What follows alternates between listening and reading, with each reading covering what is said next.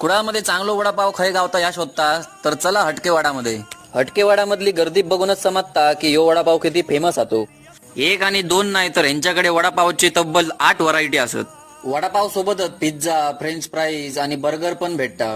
यांचं सगळ्यात फेमस वडापाव म्हणजे क्रिस्पी वडापाव. हटकेवाडामधले भिंतीवरचे पोस्टर पण एकदम अट्रॅक्टिव्ह असत. त्यात गब्बर सिंगचा डायलॉग असा, ये हटके बर्गर हमको दे दे ठाकूर. थोड्याच वेळात थंय आमचे बाकीचे मित्र पण इले. खूप दिवसांनी आम्ही सगळे भेटत होतो, त्यामुळे भेटायचो आमचो खयचो तो स्पॉट ठराक नव्हतो. मग म्हटलं सगळ्यांनी हटकेवाडामध्ये भेटूया.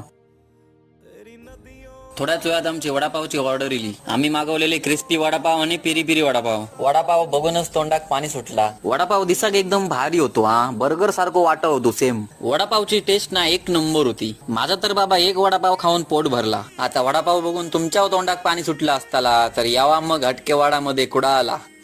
सध्या त्यांच्याकडे ना बाय 2 गेट 1 फ्री अशी ऑफर